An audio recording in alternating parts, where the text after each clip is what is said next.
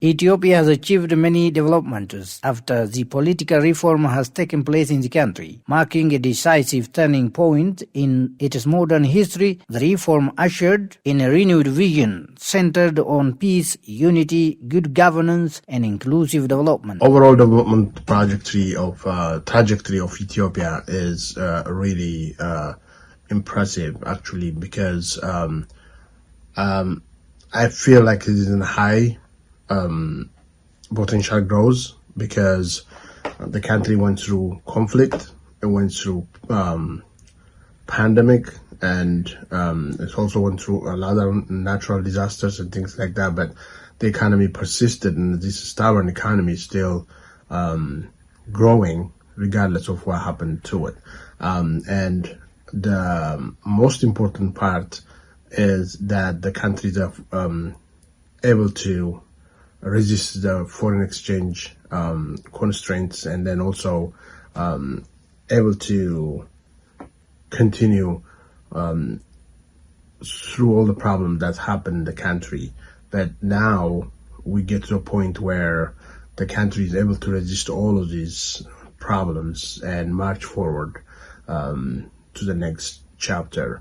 And that is really impressive, and it just shows that the resilience of the country's economy, and also the future seems very positive to me, but it needs a lot of work, and the work is being done right now, and also needs a lot of cooperation, and the country needs to focus on the main goal of continuing the development and avoid any other outside interferences or clashes from the inside. So the peace needs to be the foundation of this economic development, and that needs to be very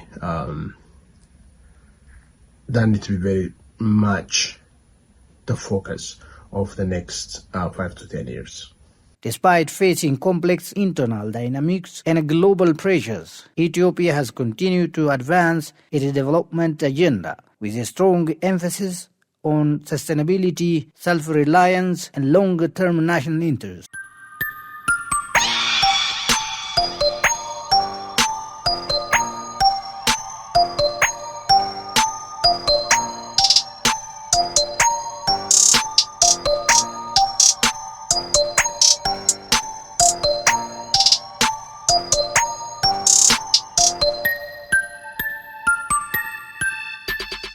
Agriculture, as the foundation of the Ethiopian economy and the main source of livelihood for majority of the population, has received special attention. Post-reform strategies have focused on increasing productivity, expanding irrigation, introducing modern agricultural technologies, and strengthening the value chain.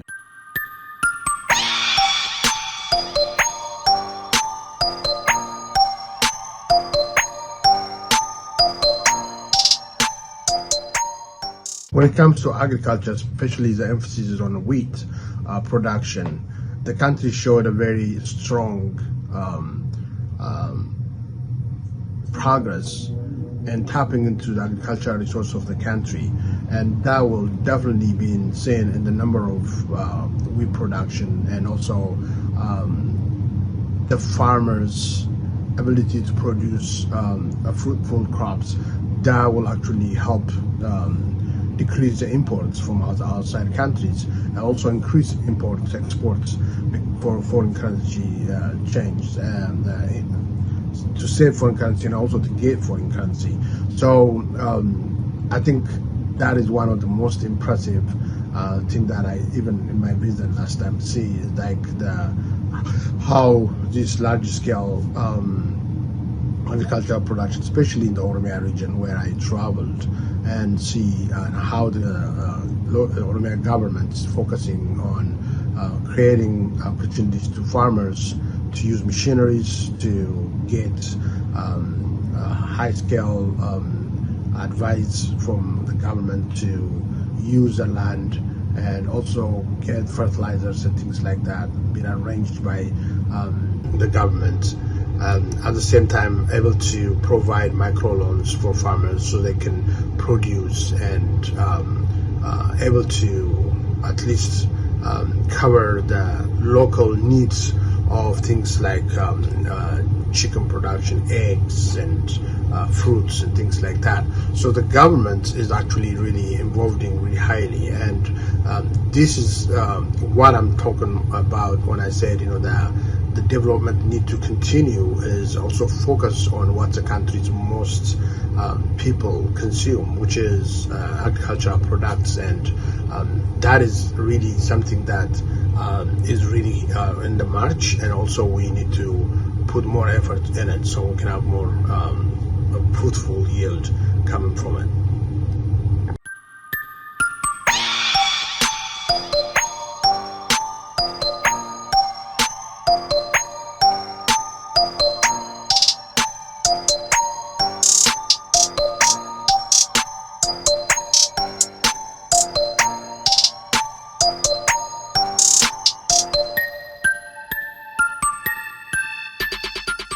One of the most remarkable achievements has been in wheat production, where Ethiopia has made significant changes toward self-sufficiency by mobilizing farmers, funding mechanized farming, and utilizing irrigation land effectively. The country has reduced the dependency on imports, saved foreign currency, and enhanced national food security. These gains have also contributed to improve rural incomes and strengthening reliance against climate-related changes. As you know, I am the volunteer ambassador for Oromia, Visit Oromia, and that gave me a chance to travel around and see what tourism did in Oromia region.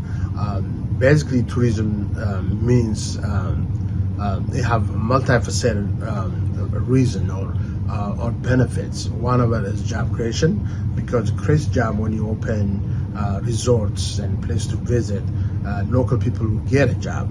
Best example is if you go and see a place like Wonchila, for example, most of the employees there are right from the same place. The farmers who live there benefit. So it creates a job. And the second thing is also have a way of creating, changing the image of the country. People who used to talk and say bad things about the country, now they start seeing it in different light, and that actually creates a huge positive image for the country, and in the long run it will help the economy, it will help the country. The other thing is because of the tourism grows, roads can be built, and hospitalities and crafts and local arts, all of this grow with it, because when you travel somewhere, people wanted to meet and greet the local people and learn about their culture. And for those reasons, really the tourism industry needs to be very much focused on, and then we need to invest more in showing the beauty and the history of areas that's actually been hidden from the world, and inviting other people is also changing the country's image.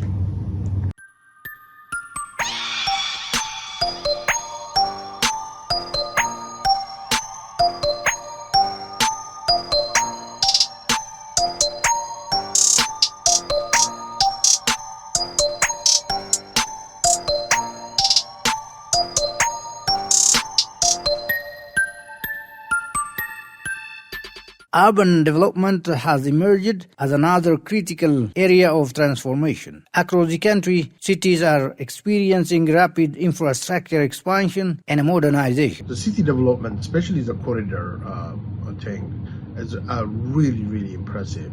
And it is actually make the roads very accessible, walkable, and utilities can be easily attached to different utilities, and public spaces are saved. I was really impressed how meticulously the cities are developing even the walkable areas for people who have hearing impaired or sight impaired. It is really something that's a model for the world. And now I'm hearing this city, seeing these corridor plans are actually moving to farm areas, so the farmers will get the same kind of benefit, which is really impressive and need to be happening. And I always say, in order for the country to really feel development, really feel a right way of doing living, everyone needs to be tapping into this abilities that cities, actually the metropolitan areas, enjoy.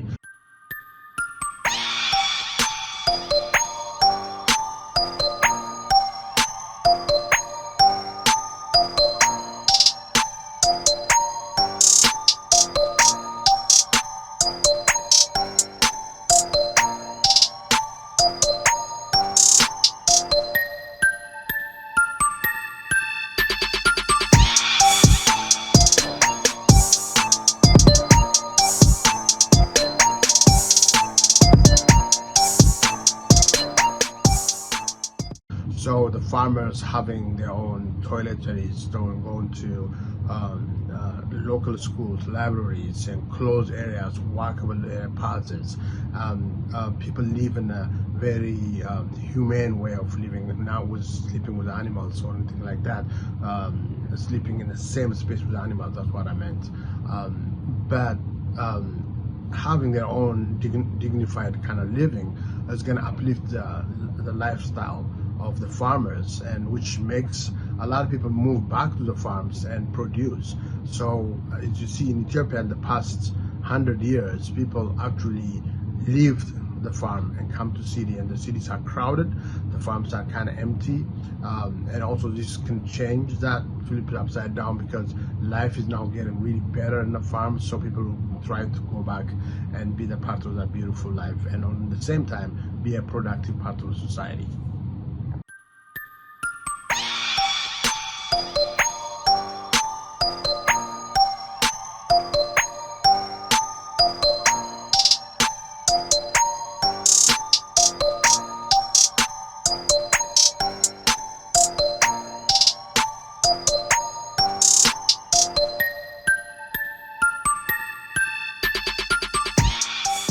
Green development initiatives are reshaping landscapes. These efforts aim not only to improve living conditions, but also to support economic growth, reduce unemployment, and promote orderly urbanization. The development of smart and environmentally sustainable cities is increasingly seen as essential for accommodating a growing population and supporting industrial and service sector expansion.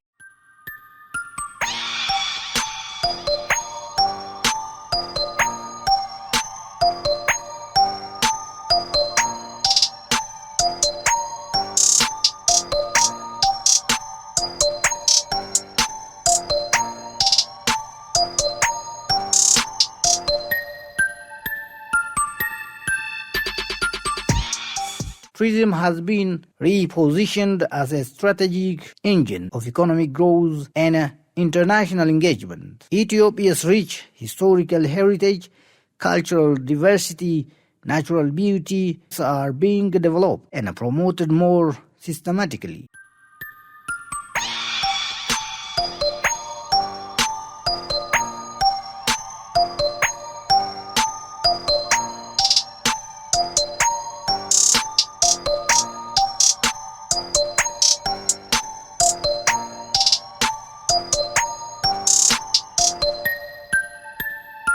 One of the most impressive things I did when I was in Ethiopia last 4 months or 5 months ago was traveling to the GERD and see the dam for Ethiopian electric mega project. So those are the most. I was very proud of my country, very proud of what is accomplished, and I also realized how hard it is to do these mega projects, how much the country invested in them, how much people struggled in there. Some people even died working on these projects. So that's by itself is really impressive. But these mega projects help us secure energy, and instead of us being begging for other countries to help us, we can be a provider of our own energy, and that will save us from spending a lot of foreign currency by buying power from others, and instead we generate money by selling our energy from to our neighboring countries. This is basically what needs to be focused on in the future. When we start having these mega projects, what we do is we change and you shift the power dynamic in the area of the Horn of Africa, because Ethiopia have a lot of resource, have a lot of manpower, and so having this kind of big mega projects will undoubtedly make us the leaders of this area and also help our country to be a better competitor for all the productions, high-scale productions and big industrial areas, because we have the power to show for. And so mega projects are being encouraged. And also we need to do it with a peaceful dialogue with our neighbors, so we'll avoid long-term conflicts because of them. But that doesn't mean that we need to easily sit down to by not doing anything to avoid conflict. We actually tap into our resources, but at the same time get to a point where we can actually dialogue with people in a peaceful manner.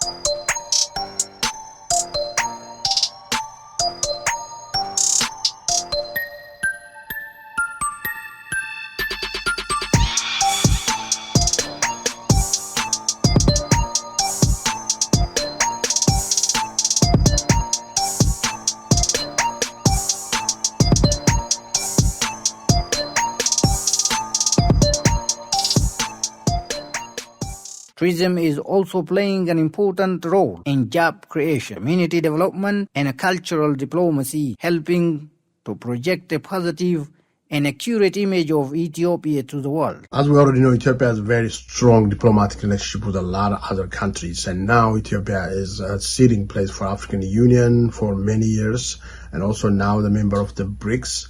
This will help us to dialogue with different parts of the world, not only just with the West but the East, and we are expanding our reach in the area. So that is really impressive, and having these big organizations and big international organizations come into our country is also have a benefit for us to show what can be possible. And the same thing that I talked about, the mega project, where we can be a key players. We can also be a key players in the diplomatic front, and we were for many years.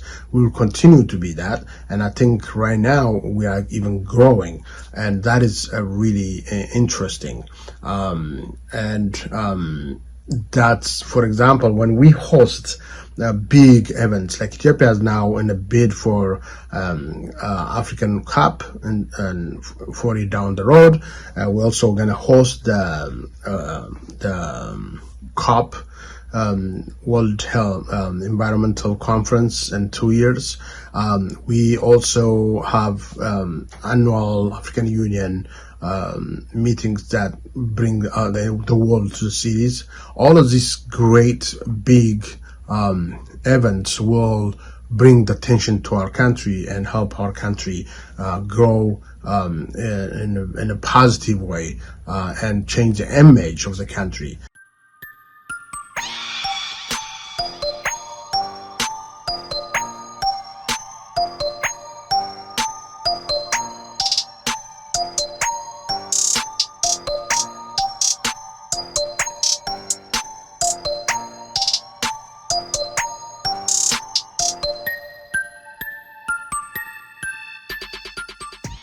When the world focuses on you, that means all the world is thinking about you, talking about you. So that will give you a chance to present your case, to ask for better deals, ask people to invite people to come and work in your country. So all of this is great. So we need to be a part of these international events and also expand our diplomatic reach. Every country matters, and for that we will actually benefit by working with every country, with dialogue with them in a peaceful manner. And Ethiopia is always a player in that. And that's what's one of the reasons why Ethiopia is one of the most respected African countries because of the long-term diplomatic relation with many countries.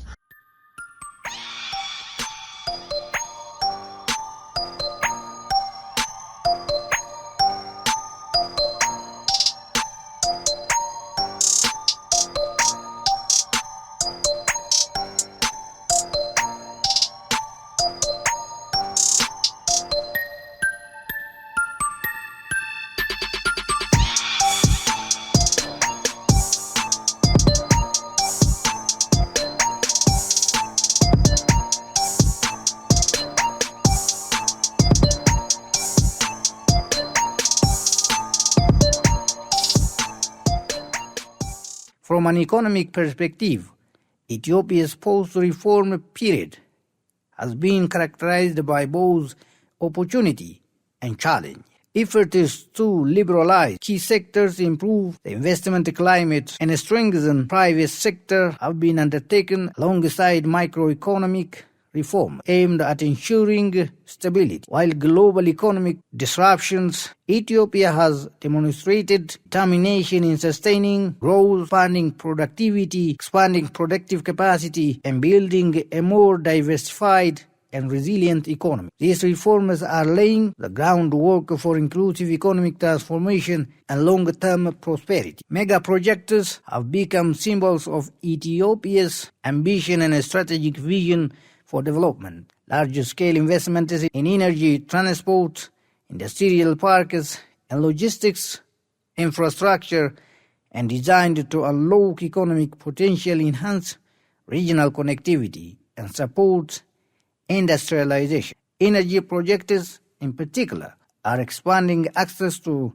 electricity and positioning Ethiopia as a regional power hub. Such mega projects are viewed as foundational investments that will support economic growth.